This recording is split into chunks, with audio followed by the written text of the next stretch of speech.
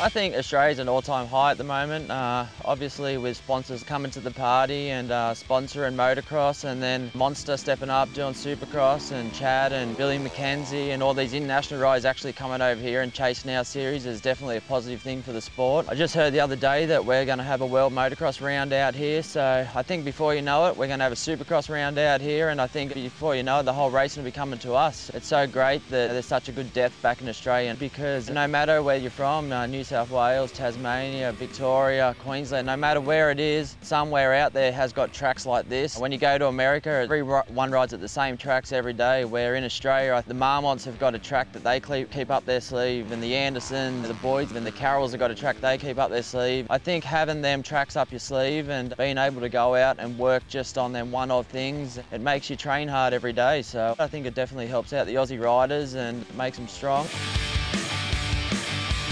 It's been my third year with Yamaha this year, and won the series in 08, motocross series, won it again in 09, and currently leading the series this year. It's funny, you know, like I always thought the second year would be the hardest to try and defend that championship. This year's probably, it's been the toughest year for me. A few riders have had a go at the lead now. Billy McKenzie started off strong, and then Todd Waters got up there and he ran a bit of a charge, and you know, he got a little bit hurt along the way, and he was able to still keep racing but missed out in a round or two, so handed the points lead to me. Billy seems to be catching me a little bit now, and Ty's not too far away as well, so it's become a close series. We're 2 rounds out at the moment, leading by 16 points, so just got to be strong going into the last couple of races, and then we go into Super X.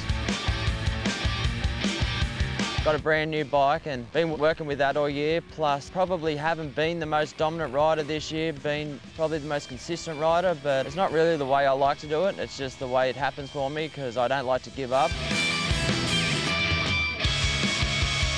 I've tried changing up this year, obviously with the new bike. Been looking for a few answers and trying to do as much testing and riding as I can on it. So I've done the state rounds this year, and you know, it's been up and down. We had Mount Kembla, which was a full mudder, and then the last round was a mixed day with winning the first race and crashing the next one. So it's been up and down, doing these other races to look for a little bit of form along the way, but so far it's been a fairly tough year for me. It hasn't really come all my way.